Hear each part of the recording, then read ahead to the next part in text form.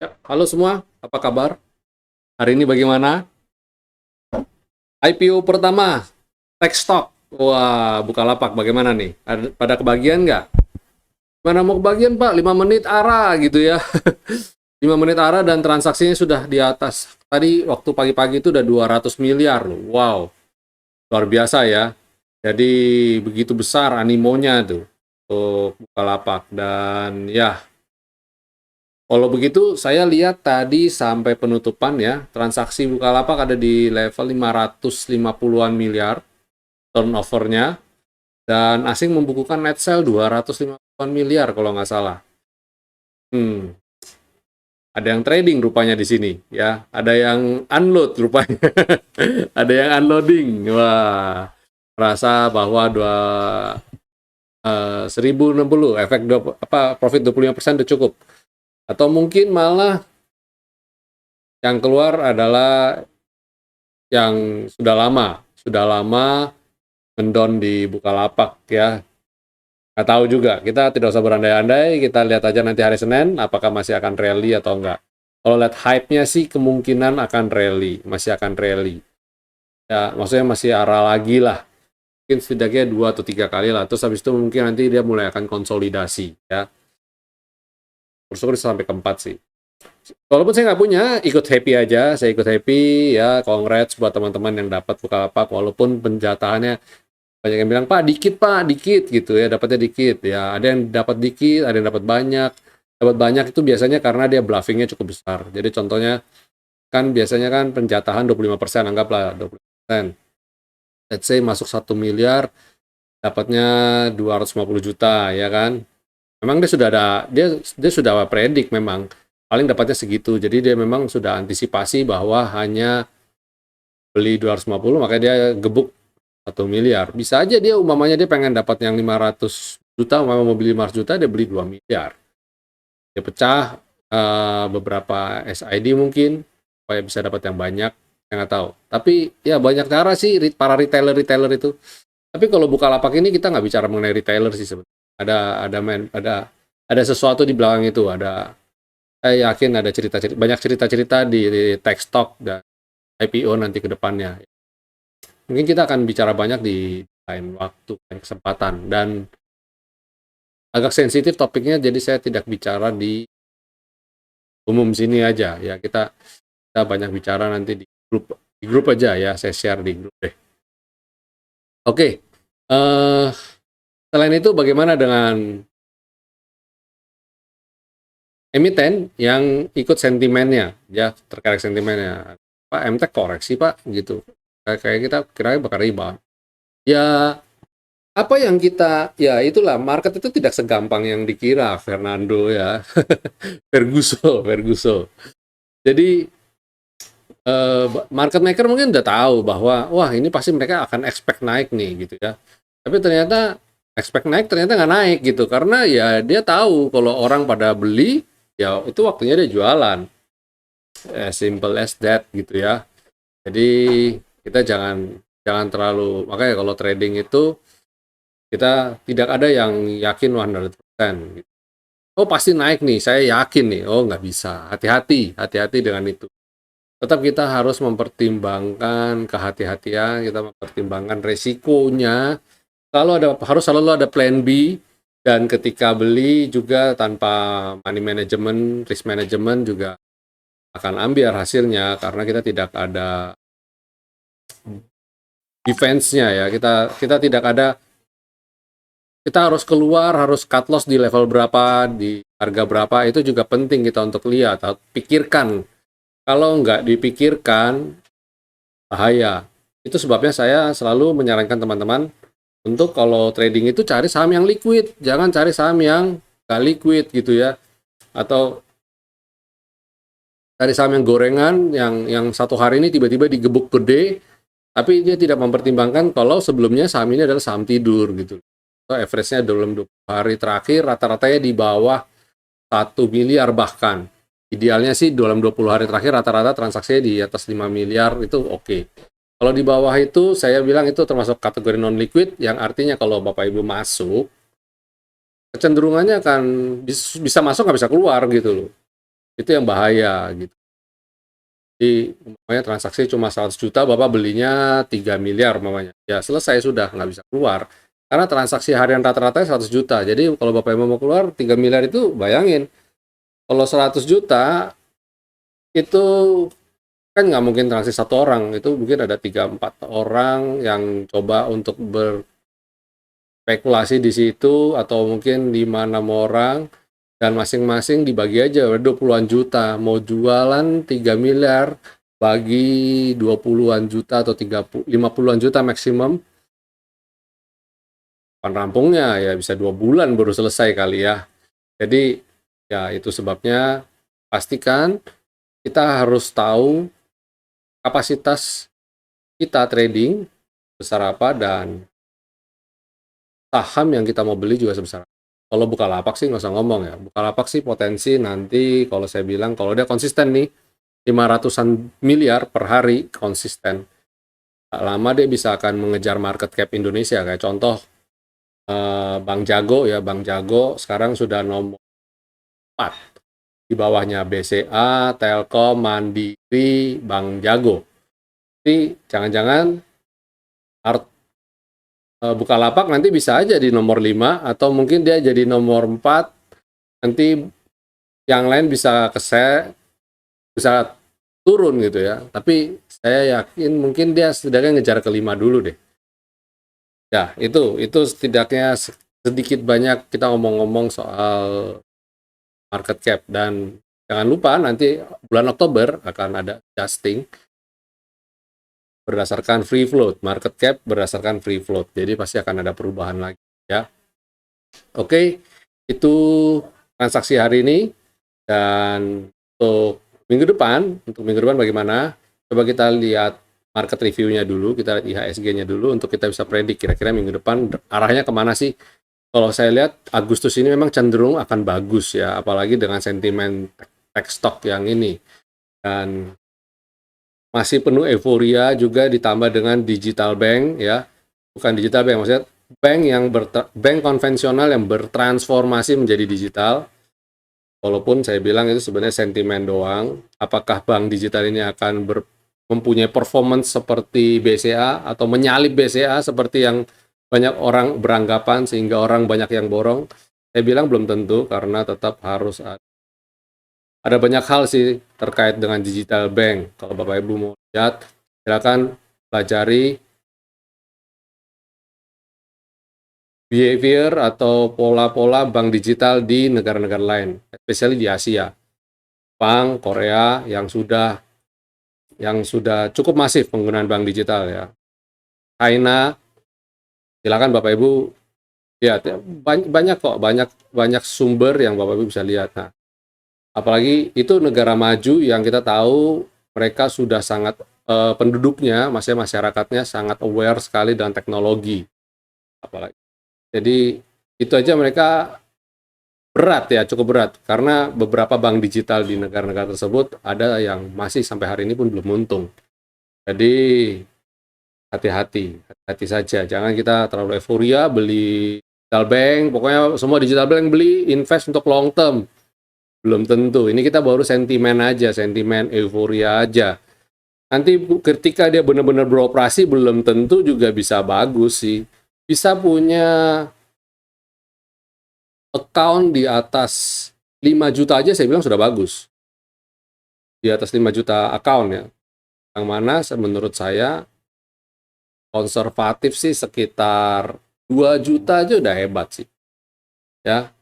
Oke, itu kita coba lihat di market review sekarang. IHSG bagaimana kondisinya nih. Ya, ini IHSG kita. Hari ini bergerak sempat naik breakout gitu ya, 6.300-an, 6.260-an tepatnya. Tapi dia tutup koreksi. Kalau lihat weekly-nya sebenarnya dia masih inline sih, dia masih tertahan di pola pennant yang saya gambarkan ini ya. Sebenarnya masih inline sih, dan asing masih masuk. Hari ini kalau di weekly sih masih masuk ya. Kalau di hari ini, tanggal hari ini sih asing masih membuka net sell minus 163. Tapi secara mingguan asing sudah masuk 2 triliun. untuk 1 minggu ini aja. Jadi pada dasarnya saya bilang tren masih akan bullish ya. Dan jeleknya adalah kemarin dia ada gap ya, di hari Kamis dia ada gap, dan kalau lihat candle kayak begini bisa saja besok Senin dia nutup gap dulu terus kemudian Selasa dia rebound lagi. Dan yes, seperti kita duga sebelumnya dengan IPO-nya Bukalapak ya, tech stock ini Bukalapak IPO, transaksi meningkat. Sekarang hari ini transaksi udah 13,48 triliun. Wow banget kan? Jadi ya ini impact-nya bagus ya terhadap transaksi di bursa. Makin rame, makin banyak orang yang transaksi saham TikTok, apalagi dengan hadirnya saham-saham unicorn ini. Kita menantikan berikutnya adalah Goto ya, Gojek Tokopedia, terus next ada Traveloka, next ada juga kalau nggak salah ada satu startup juga yang akan IPO, saya lupa. Jadi cari-cari beritanya dulu, banyak sekali berita yang berseliweran ini ya. Next week, kalau saya lihat sih trennya masih akan naik next week ya. Dengan range pergerakan di 6.166 sampai mungkin high hari ini 6262 dan potensial nutup gap di level 6.160-an ya. Tutup gap dulu deh supaya enteng jalannya. Oke, itu composite kita. Terus sekarang IDX, sektoral. Kita coba ngomong sektoralnya. Basic bagaimana, sektor basic. Ya, ini sektor basic masih sideways, ya, KRR kereta api. Rapi sekali, ya. Kelihatan banget ini dijaga ini sektor ini. Saya sih tetap bersabar kalau bagi Bapak Ibu yang ada di sektor ini, tetap bersabar. Saya lihat trennya masih akan naik, ya. Terus consumer cyclicals, wah ini menarik nih, dia tertahan di level selendang dan berpotensial untuk rebound. Kalau begitu terlihat ada yang jualan nih di sektor ini, tapi saya lihat aman, masih aman. Energi bagus, sempat koreksi tapi dia berhasil rebound. Kita menantikan di hari Senin dia bisa rebound lagi ya. Ini oke. Pertahan level support. Nah, sektor finance koreksi ya, wajar karena sempat naik kemarin cukup tinggi. Apalagi ini hari Jumat ya, akhir minggu, jadi pasti ada aksi profit taking biasa. Wajar sekali. Sektor healthcare ternyata bikin lower low. Jadi saya bilang ini potensi masih akan koreksi lagi ke bawah. Dia akan menguji level berikutnya, support berikutnya di level V-line. Silakan cermati. Sektor industri lumayan bisa rebound dan asing juga tercatat masuk hari ini dan tertahan di level V-line dan dia bukan koreksi ya, dia konsolidasi dulu. Infrastructure tertahan di level supportnya support uptrend, jadi lagi pullback dia. Kita berharap dia bisa rebound lagi segera, tertahan di level selendang. Ini pada dasarnya trennya masih bagus karena sentimen 5G masih oke ya. Dalam beberapa waktu ke depan banyak uji coba dan banyak perusahaan telco yang memperluas ekspansi areal 5G-nya, walaupun mungkin nggak semasif biasanya ya. Ini consumer non-cyclical sertahan level support masih downtrend berat, jadi saya bilang sifatnya masih spekulatif buy. Ada sektor ini ya ada yang rebound, Bapak Ibu silakan cermati, ICBP rebound ya, tapi saya bilang masih belum oke, belum menunjukkan sinyal ini akan uptrend dalam waktu dekat ya. Kemudian ada sektor properti masih malu-malu kucing ya, naik walaupun dia uptrend tapi landai banget karena memang masih belum ada sentimen yang bagus di sektor properti ini terkait PPKM. Kemudian, nah ini dia nih, hari ini transaksinya di sektor tekno ini aja 700 miliar, jangan-jangan Bukalapak masuk di sektor ini nih, dan rebound, breakout, dia punya pergerakan beberapa hari ini ya, jadi bikin all time high lagi nih, keren. Terus transportasi, logistik, seperti kita duga. Sektor pendukung dari e-commerce, pasti ya, logistik, dan ini juga bagus. Walaupun bergerak masih sideways, tapi kalau dia sentimennya sedikit ditwist aja, ada yang gerakin, saya yakin ini bakal bullish. Karena logistik saat ini menjadi mata rantai utama dari pergerakan ekonomi kita ya, karena orang banyak belanja work from home. Dan logistik adalah salah satu areal di mana juga saat ini menyerap tenaga kerja cukup banyak, dan tentu saja transportasi, mode transportasi juga konsumsi bahan bakar dan sebagainya. Ini pokoknya banyak lah yang berhubungan dengan sektor ini nih, terkorelasi tepatnya. Jadi dia saya bilang sebagai salah satu mata rantai penggerak ekonomi juga nih, sektor transportasi dan logistik ini. Oke, ya ini market review kita. Next, kita untuk minggu depan saya akan pilihkan 5 emiten untuk Bapak Ibu trading di minggu depan. Pertama kita bisa lihat yaitu MLPL, Multipolar. Bagus ini, rebound dari daerah support, dan dia adalah holding yang juga punya banyak startup di dalamnya. Mungkin kalau lihat suksesnya Bukalapak, dia juga akan ikut-ikutan, akan meng-IPO-kan dia punya banyak startup-startupnya dia. Dan kita lihat hari ini berhasil naik di atas lendang, rebound ya. Remax-nya adalah spekulatif buy dengan alokasi dana maksimum 50%. Target saya sampai ke 715 dulu deh ini ya, di Polar. Berikutnya ada di Erafon, Era Jaya. Ya. Era Jaya swasembada dalam tren naiknya, ini sekarang lagi sideways, slow banget ya, tapi saya lihat dia potensial rebound lagi. Dia naik, pullback, dan dia potensial rebound lagi. Target pertama ke 680, kemudian berikutnya 715. Selain Era Jaya ada Bank Aladin, BHNK. Bank Aladin Syariah kemarin sudah bagus, bikin galau, hari ini rebound lagi. Hari ini lumayan naiknya, 5,97%. Nice. Sudah ada di area resisten, kalau dia breakout, target berikutnya ke 3.710 dan 3.900. Kemudian berikutnya ada Zyrex. Zyrex ini lagi ada sentimen kuat ya. Supply laptop ke pendidikan. Dan pendidikan ya. Rebound dari support, sekarang ada di atas lendang. Ini sifatnya trading jangka pendek ya. Saya ini saham gorengan lapis ketiga, jadi saya tidak rekomendasikan untuk hold lama. Target pertama 855 dan berikutnya 910. Terakhir ada MMLP yang saya bisa rekomendasikan Ibu. Ini juga oke. Rebound dari selendang. Saya pilihin yang rebound dari selendang karena kalau umpamanya marketnya besok lagi turbulence, setidaknya sektor ini saham-saham yang saya pilihin ini nggak terlalu volatile dan dekat dengan areal support, sehingga kalau mau cut loss juga cut loss aja, nggak ragu-ragu ya. Oke, itu dari rekomendasi.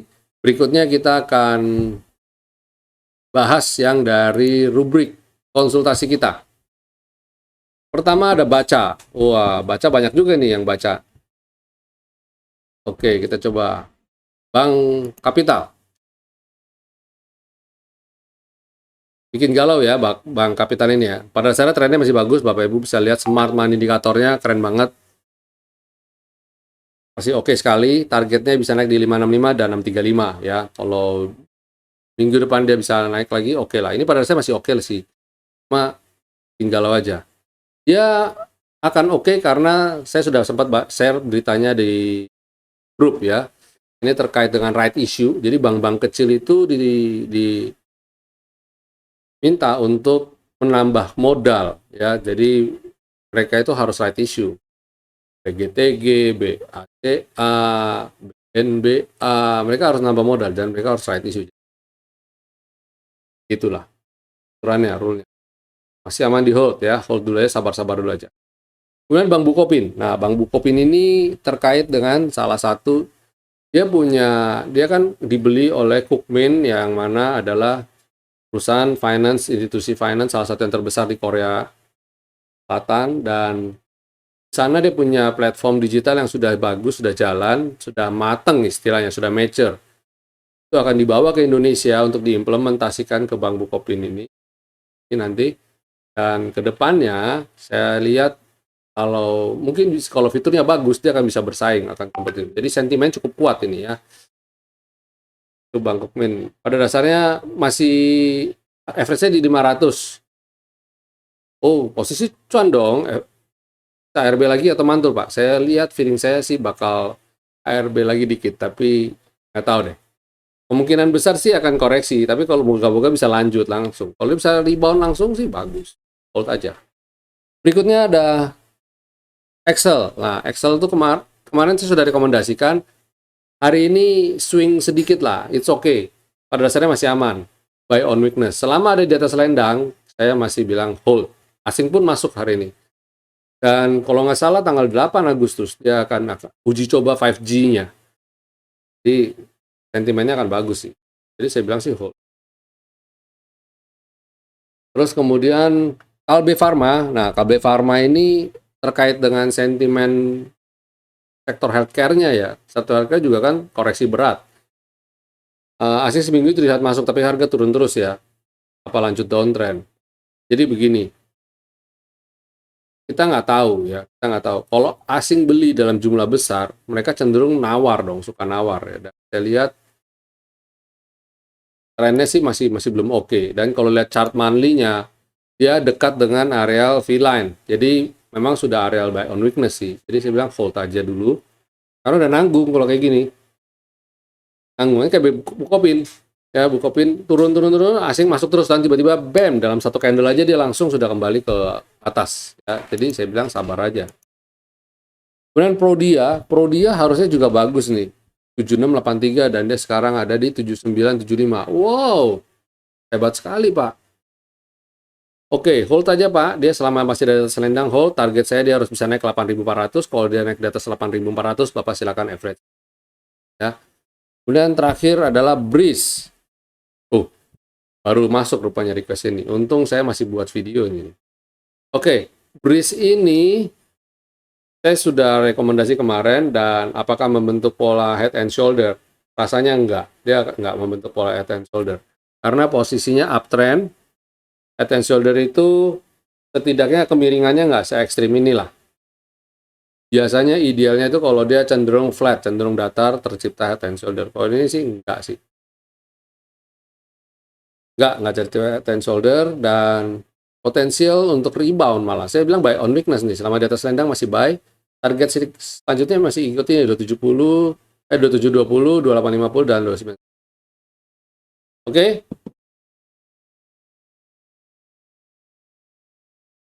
Ya, itu semua sudah komplit ya. Market review, rekomendasi, ulasan saham, udah komplit semua. Oke, tidak terasa udah di akhir minggu lagi kita, dan congrats bagi yang selama 1 minggu ini profit cuan lebar dari rekomendasi kita di Winner Stocks Indonesia.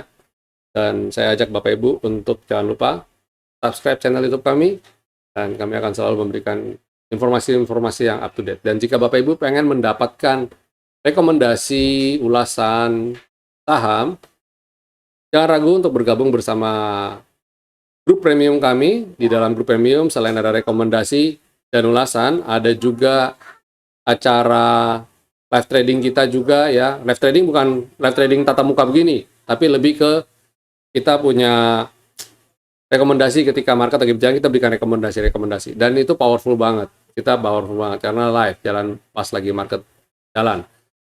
Ya, oke, di situ dulu. Selamat berakhir pekan Bapak Ibu. Happy cuan selalu, stay safe, stay healthy, and God bless.